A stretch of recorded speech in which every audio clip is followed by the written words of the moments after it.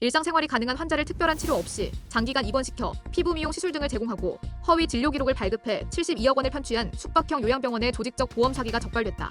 금융감독원은 남양주 북부경찰서, 건강보험공단과 공조해 이와 같은 수법으로 공민형 보험금을 모두 편취한 일당을 검거했다고 18일 밝혔다. 금감원은 보험사기 신고센터에 입수된 제보를 토대로 기획조사를 실시했다. 이를 통해 지난 2021년 5월부터 병원 의료진 5명과 환자 136명이 허위 진료 기록으로 실손보험금 60억 원을 편취한 혐의를 발견하고 올해 1월 경찰에 수사를 의뢰했다. 조사 과정에서 병원이 요양급여 12억 원을 편취한 혐의도 발견돼 건강보험공단과도 공조했으며 남양주 북부경찰서는 보험 사기에 가담한 의사, 병원 상담실장, 환자 등 141명을 검거했다.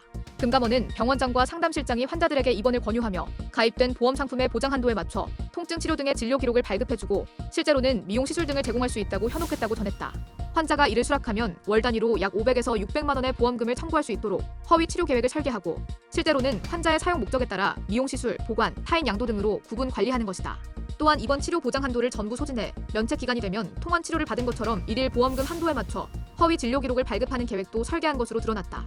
피부관리사, 간호사 등 병원 직원들은 피부 미용 시술 등의 서비스를 제공했는데 허위 진료 기록과 실제 사용 용도를 헷갈리지 않도록 별도 표기하고 매뉴얼로 공유했다.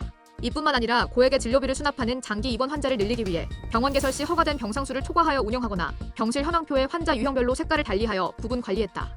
병원에 고용된 의사는 상담실장이 설계한 일정표에 맞춰 미용 시술 등을 받은 환자에게 허위 진료 기록을 작성 발급했다. 이를 통해 환자들이 보험회사로부터 보험금 60억 원을 편취하고 병원비로 충당하는 방식이다. 이외에도 입원비, 식사비 등 급여 항목 12억 원을 건강보험공단에 직접 청구하여 부정 수급하는 수법으로 공민형 보험금 총 72억 원을 편취했다. 환자 136명은 병원의 권유에 현혹돼 미용 시술 등을 받았음에도 통증 치료, 약제 등의 허위 진료 기록을 보험회사에 제출하는 수법 등으로 1인당 평균 4,400만 원을 편취해 보험금 총 60억 원을 편취했다. 이 중 10여 명은 편취 금액이 1억 원을 넘는 것으로 드러났다. 금감원은 보험 사기를 주도한 병원뿐만 아니라 이들의 솔깃한 제안에 공조 가담한 환자들도 형사 처벌을 받은 사례가 다수 있으므로 보험 사기에 연루되지 않도록 각별히 유의해야 한다고 당부했다.